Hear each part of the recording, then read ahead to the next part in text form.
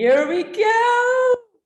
Oh, hi everyone. Welcome to the Influential Creatrix. And I'm excited because my guest is from Germany. I'm saying correctly, right? And I always ask my guests to present themselves.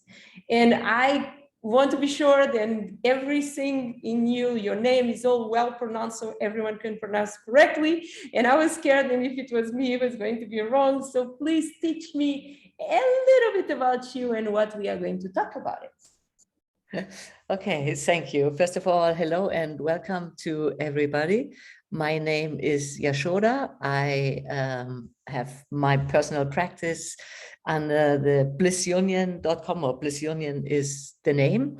And after Corona, I can say, or started during Corona, or maybe started like over 30 years ago, I'm a mindset trainer and I'm a spiritual mentor and a yoga, meditation, and philosophy teacher, and yoga therapist, and integrative nutrition coach. Wow. So yeah, it has a purpose why it's the collection of these things. It goes back to the yoga philosophy, where they have a model of like 5 koshas. And kosha means like a sheet or another body, like just for imaginative purposes or analytical purposes, you can see your entire existence in 5 bodies, 5 sheets, 5 koshas. And there is like, number 1 is the physical sheet, like the nutrition sheet. That would be the correct translation. And the next body would be your energetic sheet, like your energy body, which animates your physical body. And the next layer above or upon that is the so-called Manomaya kosha. Manas in Sanskrit means mind. And in the Manomaya kosha, you have your emotions, your feelings, and your subconsciousness located. And then the next bigger level is Vijnana Maya kosha, and that is about the discerning mind, the intellect, like the sharp mind, which is not tainted by emotions. And the next biggest, all-encompassing, probably infinite layer, maybe for simplification reasons, you could call the spiritual body. And all my trainings sort of address one layer, one body, sort of to be an expert on each layer of these bodies.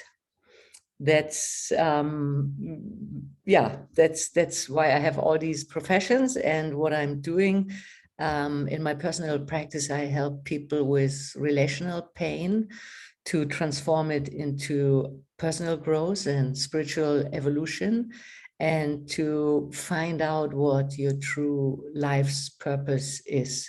And apart from that, I am the chief anchor of the Center of Excellence for Meditation, which is located in Europe's biggest ashram at Yoga Vidya. And I think that's basically a little bit covering.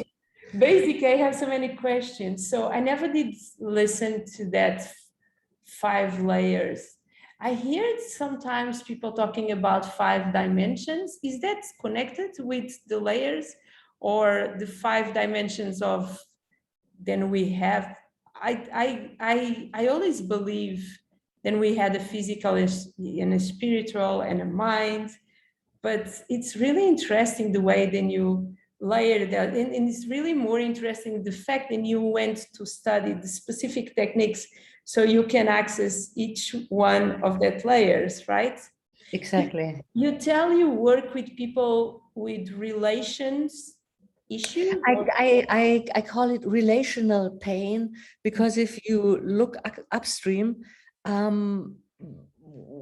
when you have some sort of problems in your life, then first you're caught in the emotion, unless you're a very rational, grounded, super enlightened being, and then you're in the middle of the whirlwind. But if you step back, then you realize the pain results from the relation you have to anything, the relationship to your beloved, the relationship to other human beings, to other living entities, the relationship to yourself, maybe the relationship to substances, the relationship to actions, which can be also addictive. Or so all our pain originates, you could basically say, from duality, from there being me and there being an object, whatever the other thing is, which I can perceive as a subject.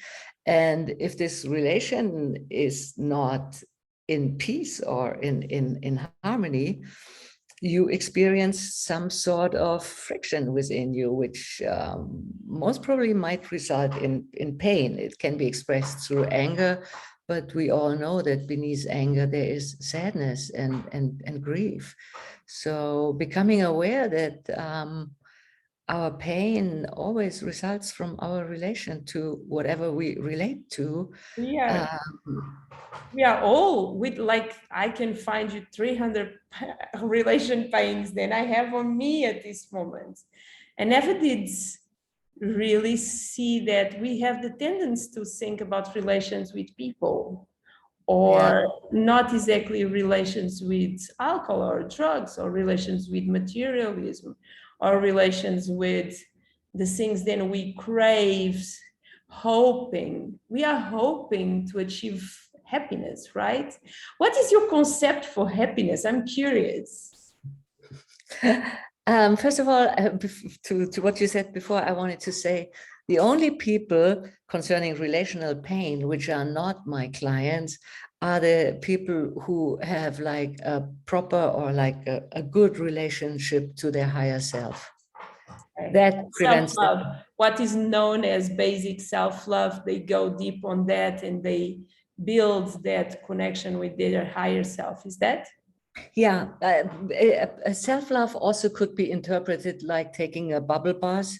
So, but it definitely goes deeper, as you say. You Oh, yeah. connect to like a higher self or whatever a higher intelligence, a cosmic intelligence, all-pervading consciousness, however you want to call it, or like common word is God, or like, yeah, sort of like universal truth. Okay. So help me here, because I say I'm in a journey of self-love, but my journey of self-love is not bubble baths.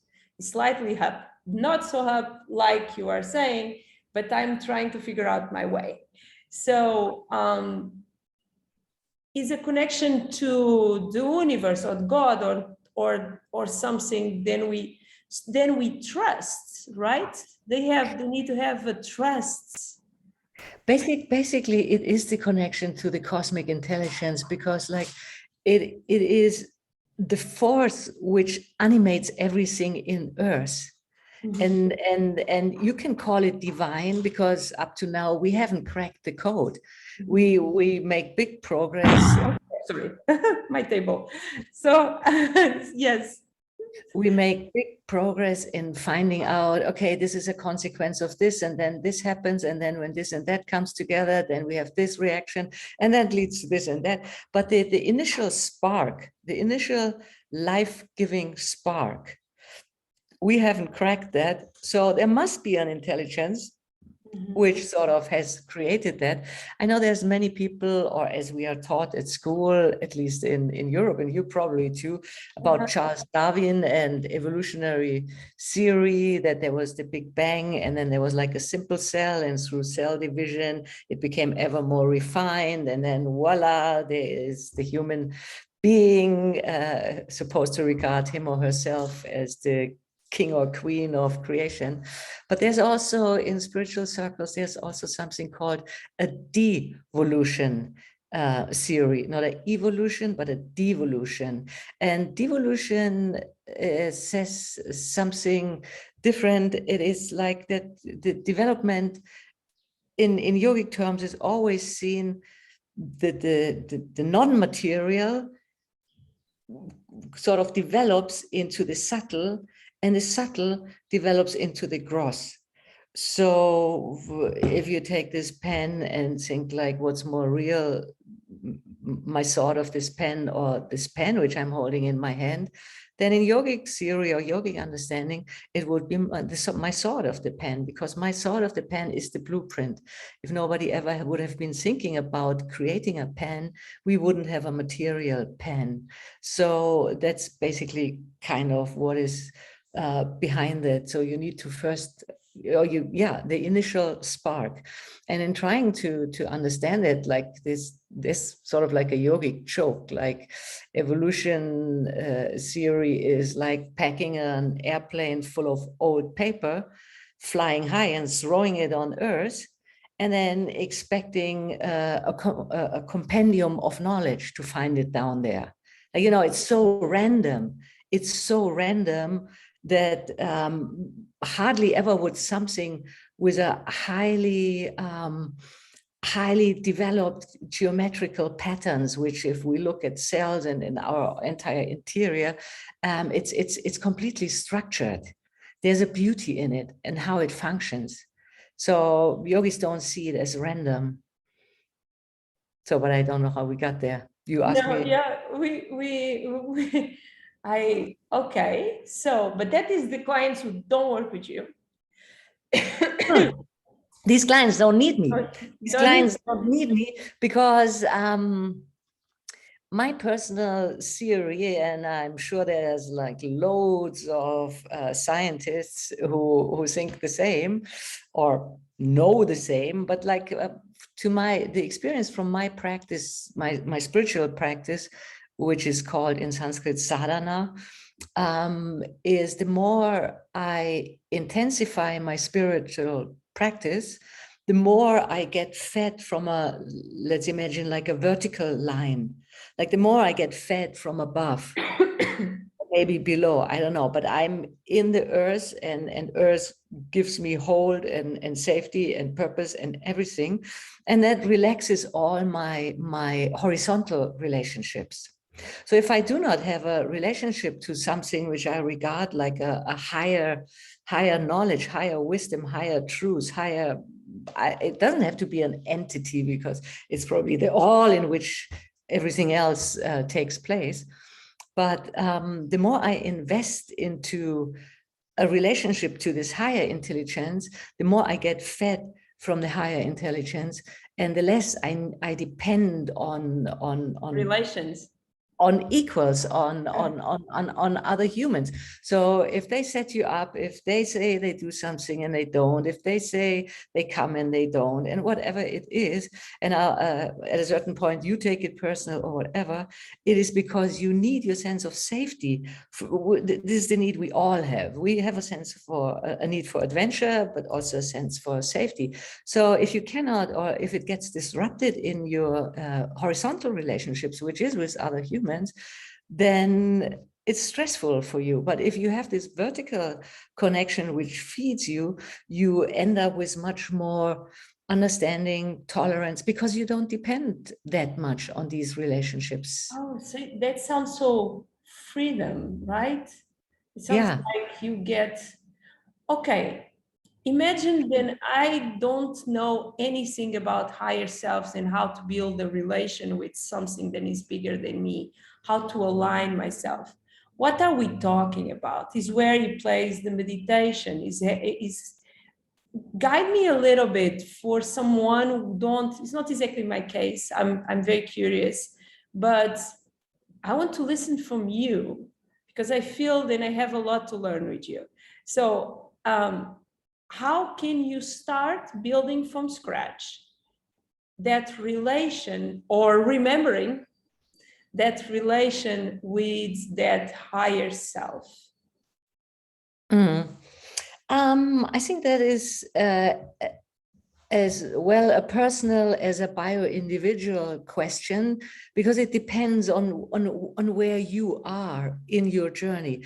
You know, it doesn't help you if I, as a meditation teacher, would tell you, okay, here's a meditation, do this style, do it every day, do it that and that long. If you can't, like, you know, if your mind is too agitated. You have anxious, if you are anxious or you have terrible anxiety or panic attacks, meditation can be a scary place to be on the beginning. Exactly. So, and since you cannot influence other people by telling them words, at least not, you know, I cannot tell you relax and voila. That can trigger me. Oh, I just a little story. I'm better, but I have been struggling with depression, anxiety, and terrible panic attacks. Terrible. Like waking up at night at 4 a.m. with horror. Do you have a name for night horrors or whatever you call it? And the worst thing can someone do to me on that moment is to say to me, it's all over your head, breathe in deeply, and it's going to be okay. I want to literally shake that person and beat with his head on the wall. Yeah. And yogis know that, like, you know, it's a well-meant advice, but in Germany we have a saying, the opposite of good is meant well. Like, you know, meaning well is worse than good. Like, you know, like, because you make it worse with your well-meaning because you have no idea in which the situation the other person is. But let me ask you this one question, since you have the practical experience, as I think many people in our society, when you look back at what you call depression or depressive episode, however you want to call it, what would you point out was the root of the pain? What has been tearing your emotions? I can tell you very practical. My main depression came from, and in this moment, I am originally, for 21 years, a mother of a big family, where I was on my relation for 7 years, last 7 years, very unhappy, where I did want to run away. And when I came to Mexico, I found myself, and if I was going to keep going on this relation, I was going to probably decide to not be alive anymore. That was my tendency. So I took a difficult decision, then was to take 1 year off motherhood and finding myself. But because my identity, my relation with the world was presenting myself as a mother, and I was that since I was 19, I'm 41. So since I'm 19, I'm a mom. And as well, all the perks of having 6 kids at home, or 5 kids or 4 kids in the last years at home, and all the noise and going shopping and all the overload of sensing, go to a moment to the other where that do not exist. It's not all negative, because I was free, I was having fun, and then I was feeling guilty, then I was having fun, you know, and I destroyed that identities. I was as well a DJ. I didn't need to drop that identity, and I was for quite some time. So it was like they have a story on the Maya culture. They talk about this big eagle who grow where their nails and their how do you call it? The nose, yeah, the big, I don't know. It grows so big, then they cannot hunt anymore. So they need to destroy themselves so they can go back to hunt and feed themselves. It's really interesting. I found myself, and this was what was going on with me. I was letting some parts of me that were with me for so long dying so I could find who I was. And for me, the highlight of that is being on Walmart shopping for the first time alone and start crying because I had no clue what I want to buy for myself. So I am not, I felt then this was a calling. The way then I arrived to Mexico is the story, then surreal. 4 days, 5 days before, I had no clue I was coming to Mexico. So that is my journey. And my anxiety came from the clash of feeling, then that was my obligation, that was my identity, and feeling then, no, I did need to take time for myself, for them as well. So it's a complex thing, and it's against the rules of society. What I'm okay with that. But I found really interesting then the relief came on the moment. Then some weeks ago, I did a post on Facebook where I told all this story. And I kind of unpacked and took out of me and said, because you are always, as a mother, I was always very concerned with what other people did think about me as a mom. Many times it was not about my kids behaving well, it was what they will think about me. And I remember a specific moment 7 years ago, one of my kids did want to live with his father after all his life living with me. And I felt very embarrassed what other people will say. I knew it was great for him to go to his father because he was becoming a teenager and his father was needed on his life. And I love his father. But I felt like what people will think about me. Mm, mm. So two things to what you said right now. If I understood this rightly, I want to give you like an analogy, like imagine like a cup of coffee or tea if you want. And then you have under the cup of tea or coffee, you have the saucer, you know, where the spoon lays and everything. So we, especially women, and it's socio-cultural, you can sort of, you can pour coffee or tea in this cup and then you give it out and you give it out, and what's in this cup is sort of like your energy, and you give it out and you give it out, and there comes a point where you need your own energy, but you're not you, like, you know, one, of course, I mean, I know exactly what you've been talking about. But we still give out of cultural roles which were assigned to you. All that is below the wheel of consciousness, like, you know, it sounds like an inner voice which is basically unreflected, or we are reactive to these voices which we have internalized. And there's a saying, like, this comes from my PhD advisor, and she was like a real wise woman, and like, do not give, you only give when the cup is overflowing and the stuff which collects in the saucer. That is what you are supposed to give. But we are giving, and we create a lot of disharmony, apart from the fact that probably very many women, also men, keep their households alive by doing this. Like, you know, that kids have something to wear and something to carry to school and something in the belly. And these things need to be done too, and have a very realistic base. But if you give from the volume which is in the cup, you're exploiting your own energy. So you cannot avoid sooner or later that something in you expects something back. And this often doesn't come because you're in the giving mode, and people perceive you as giver. You never said that. Hello, it costs you a smile, a kiss, a friendly word, $10,000 or whatever. So people take you for granted, not such a nice feeling. And we are still stuck in this role that then we sort of punish and self-loathe that we still have to give, we are not properly functioning. But the deeper reason for these things, and this now we're going into yoga philosophy and why it is so super interesting if you want to rid yourself from suffering on a very, very, very deep level, way, in my eyes, way deeper than you can achieve with a psychotherapy. Because not, I don't want to offend anybody, but like, I'm with you. no, the problem is in psychotherapy or psychoanalytics or whatever, you mainly, you look backward, which is something probably necessary to heal old wounds. You look backwards, but in our so-called modern world,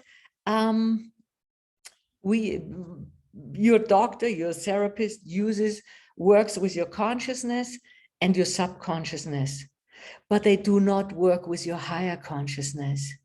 And your higher consciousness is what is pulling you forward, what is giving you direction, what is giving you a vision, what is giving you insights, what is like, this is the pull. This is your place in the huge cosmic pattern. So you have a place, and to have a place is sort of a little bit similar to get reflected on like, I have a meaningful existence. And also I'm a little bit safe here. So if you only work with the consciousness and subconsciousness, these things are missing. So you're missing the pull, which pulls you out. It's great to learn from old experiences. If they've been painful, we are always there to learn. If they've been joyful, we skip the lesson. We skip the we skipped we skipped the lesson. But like what I also wanted to say, a lot of the pain which we experience comes from our identifications. And that is where this kosher model is also interesting. With what am I mostly unconsciously or semi-consciously identified? Like when I was young, I thought I was my body, because I didn't run around and ask people, but it felt like everybody identified with his or her body. Then life goes on. And then, I don't know, I identified with my job.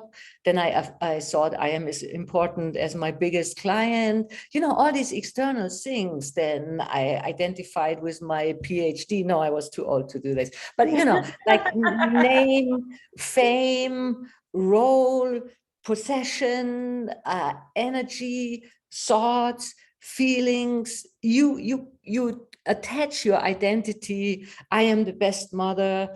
I am the greatest philosopher. I am a lousy friend. Whatever. We place our identity to these external and limited roles. And like in yoga philosophy, there is a basic definition of a very interesting term, which I think, and the term is absolute truth.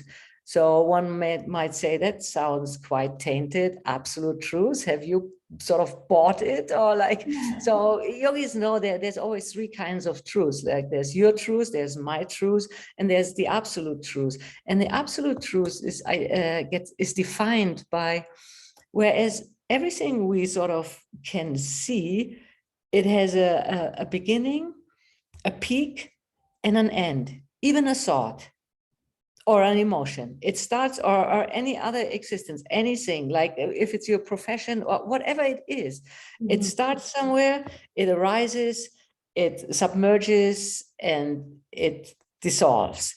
And everything which has a beginning, a peak, and an end is sort of, in yogic experience, or in yogic terms, is called mithya.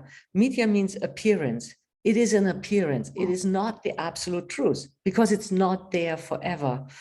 And things which are always there and always true, without a beginning and without an ending, that is what in yogic terms or yoga philosophy is called absolute reality. So yogis believe in reincarnation. They see our task on this planet as not that much having fun, but like growing in consciousness, like, or maybe also developing your heart quality.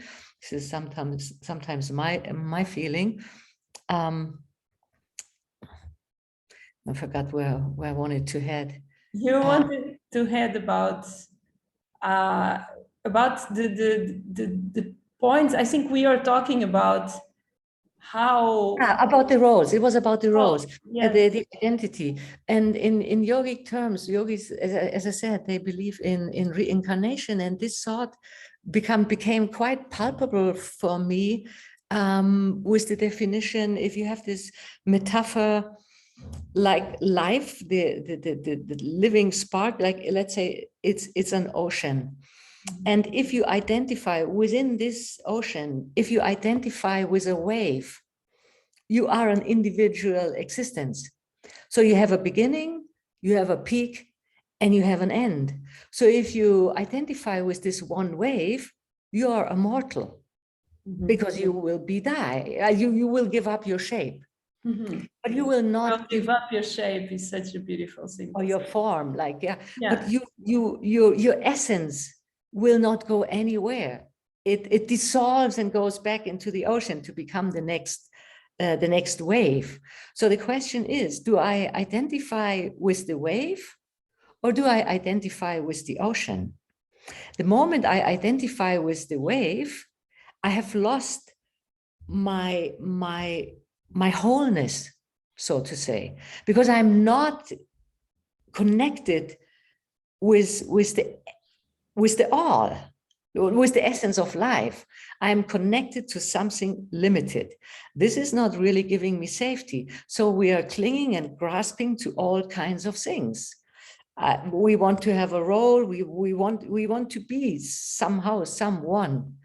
And in this identification this identification is a huge cause for suffering, because these identifications are not true. They are limited in time. Like, you know, when you have friends, like let's say you have kids, you are a becoming mother, your friends, which you come to know in the doctor's offices, in the hospital, are other becoming mothers. So you're pretty close and you identify as becoming mothers. As life goes on and kids go to school, you learn whatever to become a healer, let's say. So you meet other healers and you identify as a healer then. It's what we do here. I'm meeting all these beautiful women as you, who then are creating things and are learning. I'm identifying myself as a creatrix as well. Exactly, but as long as this is like a playful identification, which doesn't mean life or death for you. If someone takes it away and you still sit there smiling, then this identification was sort of like just the play of life for you. Oh, I understand. But if this identification, if you cling your entire existence on it, like the moment somebody takes this away from you, that was my problem. Yeah. You don't know who you are anymore. Exactly. And then this super vulnerable, super suffering, where everything collapses and we feel like falling, or there's nothing which provides real hold for us. It's at the same time the crack which opens the window, because your identification has become a little loose, or it has become demolished from outside because it's been taken away. I don't know, today I'm the boss of this and that advertising agency, and then they kick me out. Before I was amongst my friends, the guy who could give great jobs, well paid. Now I'm not. So that is the story of Steve Jobs, for example. He was the guy created Apple and then he's gone from his own company. I can imagine. Then I'm just giving a practical example, but his identity was so firmly fixed, I personally think, on something higher. Maybe he wanted to dominate the market, but at the same time, I think he was a creative guy, because he had the sense of having the design gadget, making no compromises. So he didn't get kicked out of Apple and then ran around like. No, he created Pixar. He created Pixar. Then he's exactly. So the idea in his head was carrying him through the roles, because his identification with the idea and sort of the push and the pull and the longing to realize his idea, to put it into the world, was stronger than the badge other people have been putting on him. You're not functioning in this and that company, goodbye. But for him, it was not about functioning in a company. That was not his identity. His identity was, let's create the most beautiful, most functional object, and let's conquer the world. It's a different identification, which carried him. Well, I mean, he was with yogis too, like, you know. I know. And I felt super interesting. It's funny that we are talking about him, because now is coming information to my head. I had thousands of different lives, except motherhood was a very present one. But I identify myself as a resilient person, the person who always achieves something. And if something goes wrong, that is never an issue. That is always an opportunity.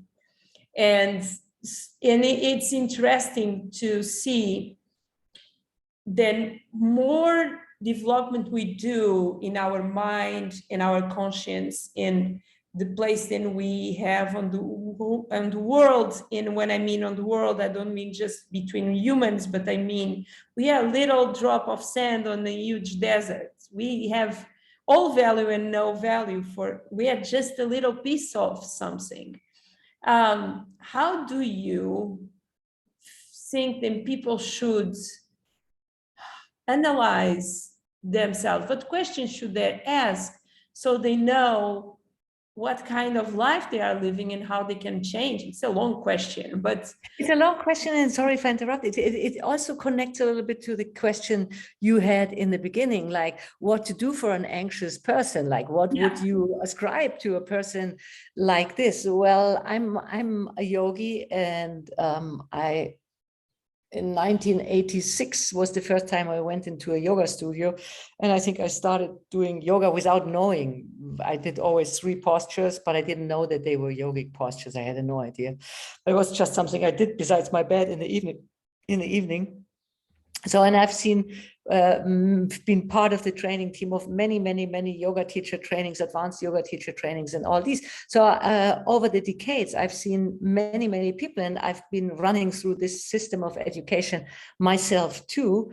And you, as I said before, you cannot tell somebody relax because you cannot translate it.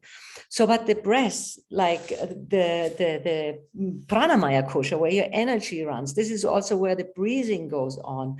So, and the breath is sort of like the subtle bridge between the gross, the body, like the 3D body, to the subtle, like or to the non-material, to your mind. So the breath is still a little bit subtle. You know, you can feel it, you can see it, and you influence the breath. You use the breath as a bridge between the body and the mind.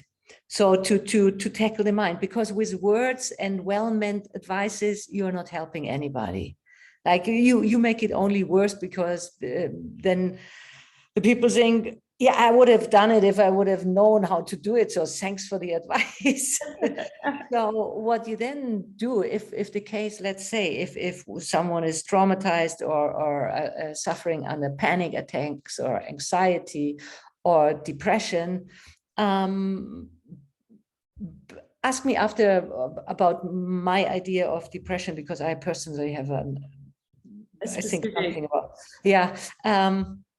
So you would start with a person like this, just with super beginner's yoga. And beginner's yoga really starts with learning abdominal breathing, which is where you lay on the ground, completely relaxed. You lay one hand on your belly, underneath your belly button, your tummy. And then as you inhale, your belly is lifting up. And as you exhale, the belly is sinking down. If you don't want to put a hand and still want to see the movement, which is good for your subconscious to see this, you can put some books on your belly. So inhaling, you see the belly rising. Exhaling, you see the belly button dropping towards the spine. So what this does, this is called the full abdominal breathing. And in I think in reality, but let's say in yoga therapy, but I think it's a cosmic truth. So, but every state of mind is connected to a certain breathing pattern. Like if you're super excited, you breathe like a dog when it's hot, like. If you're shocked, you're like, you gasp. You inhale, no exhale, means the stuff gets stuck and saved and secured, the emotion like stored in your body. And if you only use like the upper part of your lungs, you should, if you do the abdominal breathing, you move your diaphragm. And so the diaphragm is like a dome-shaped muscle thing where your rib cage ends in the middle, to the left and the right, 2 wings, and they open up for full abdominal breathing, which is like an internal massage.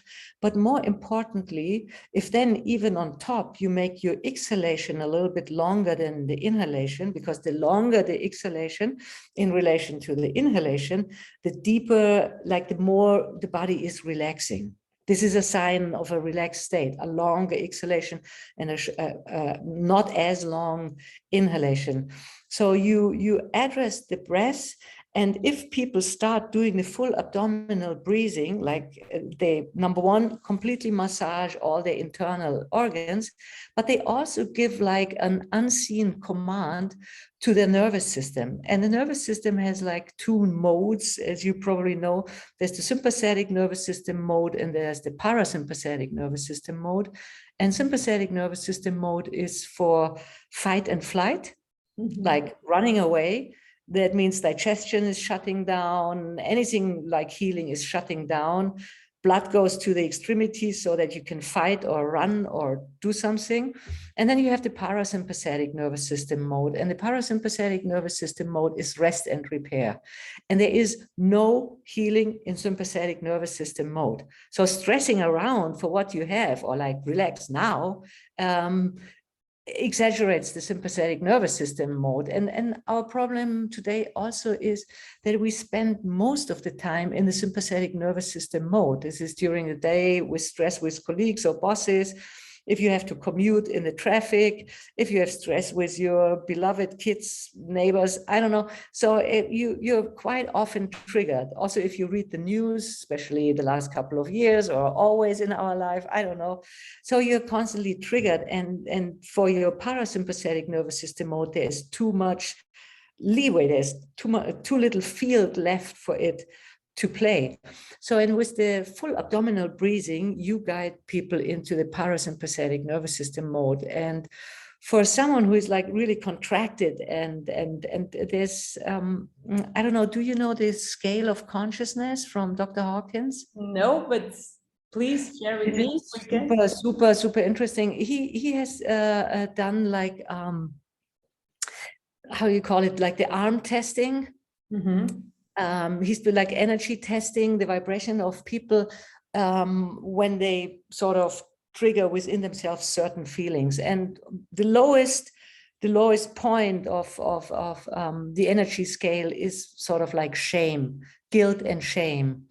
And then it slowly goes upward, like with apathy and and dullness, and then there comes jealousy and all these not so nice feelings. And then there comes neutrality, and then there comes like courage, which is already vibrating on 200, whereas the lowest point was 20. And then it goes up to the positive, more positive feeling, benevolence, love, joy, enlightenment is sort of the basic. So in the lower regions of the energy scale of Dr. Hawkins, you are contracting.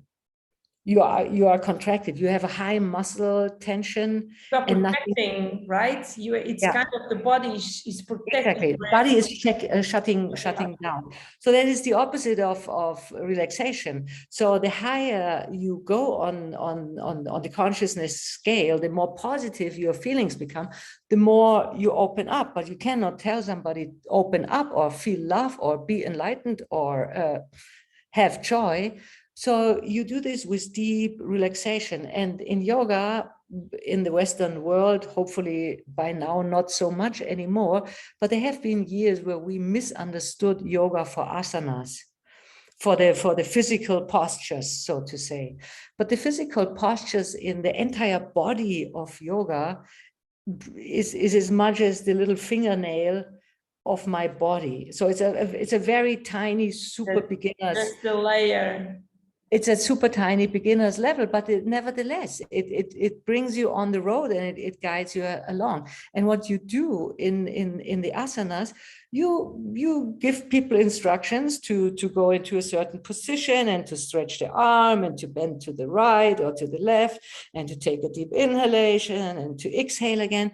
What you're doing, you use the body by bringing the body in stretching positions, which already triggers like an impulse of, like, stretch. I love to do it. And then you exhale, but this is your breath. There's no therapist who told you breathe like this or do like this. It comes natural. It's your own thing. So using the body as a physical instrument, and by that, very subvertly teaching people also that they are not their body. Because if I tell you lift your right leg, then without me telling you anything, you subconsciously pick up that you are not your body, because you are giving the command of lifting your right leg up to your body. So your body then becomes the object, and you are the subject, because you are the commander of your body. So there's a slight disidentification with there's no philosophical lesson on it. But when then people do these practices, and the yogic practices are meant for all the layers, but in the energy layer, in the energy body, you sort of, you also like a muscle, you stretch and then you let go and you contract like your muscles. And just for visual reasons, you do similar things with which in your energy body, you have so-called nadis. These are energy channels. You can compare the structure with your nervous system in your body. So you address your energy body, and by giving these impulses, which comes through the postures and through the abdominal breathing, you have like inverted postures, you have straight postures, you have twisting postures. So you move your spine from every angle, and you also your muscles, you harmonize your entire being, because with stretching from your spine, that goes all the nerves to all the organs. And what I said just now, you move the spine in every direction, like upright, downright, twisted, tilted, anything. So you address all the organs, and after a yoga class, you have the final relaxation. And most people are really done after a yoga class, even if it's a soft one. Even then, with long holding, it goes very deep, but people can very well relax after a yoga class. Oh yes, that is 100% sure. Exactly. One more thing. In this deep relaxation, when you wake up from it, when your yoga teacher sort of pulls you out from it again, you have nurtured your entire being. But the main thing is you wake up from this final relaxation and experience the calmness of your mind. You experience a moment where you do not need anything. And so this becomes conscious or subconsciously, this becomes a message to you, to your own independence, to your own autonomy, because I don't need special person X, and I don't need special job Y to come into a state of peace. Maybe sometimes even a blissful or a joyful state, but a state where nothing is missing, where you don't need anything from anybody, and where you are just relaxed and in a positive vibe. And this experience, you cultivate this experience, and then you train the people in breathing, and then slowly you move on, and then slowly but it takes a little time, and then you go to meditation once the mind became more still. And this is how I would work with someone with panic attacks, saying like you have to get people where they are. And since you talked about depression, I was going to ask you that was to wrap our conversation. I would love to listen and take on depression. My take on depression is we all come to this planet, if you take a spiritual stance. We come to this planet, and in a yogic sense or in yogic understanding, there is a higher reason for your existence.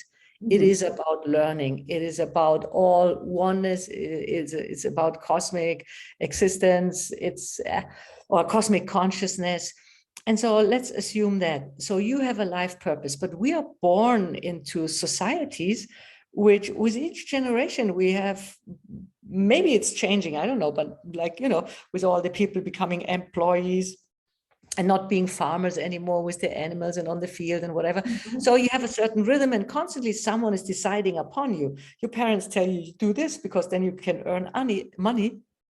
And so the danger of losing your sense of self and what you would like to contribute on this planet sometimes gets lost. And if you don't follow your inner calling, you don't get the satisfaction from fulfilling this calling. You do not get into a flow state. You do not experience your life as meaningful. And let's say if this, like from 1 to 100, is like your life's purpose, but you are sort of like pulled away from your life's purpose because you have to pay your rent, you have to pay your pension, whatever, how we are all under certain obligations and do things half-heartedly. So, but if from 0 to 100, this is your life's purpose. And then let's say there is only 50% fulfilled in your life of your life's purpose. Then you have a 50% void. Mostly this 50% of void, we project onto other things, relationships, hobbies, addictive behaviors, or which then become addictive because we need them, because they become our crux for walking. So if you only have 10% or can only realize in the moment 10% of your real life's calling, you project 90% outward on other things, which shall give you this inner satisfaction, this inner being in alignment with you, because you have you project that it would be there if XYZ would be in your life. So the clue for getting rid of or like dissolving depression is really mainly in disidentifying with your roles, and in becoming true to yourself and to your life's journey and to your life's meaning. And you gotta build this out. And since we're coming close to the end, I want to give you like one quote from the Bhagavad Gita, which is sort of like a Bible for many yogis. And I don't know, I think it was chapter 2, verse 60 till 63, or 59 to 62 or something. And for me, it was so insightful. It wrapped up everything. When a man, let's say, when a woman thinks of objects, attachment arises. So we attach to the things. So with our thinking, from attachment, desire is born. From desire comes delusion, which is the projection. I would be happy if I would have X, Y, Z. From delusion comes anger.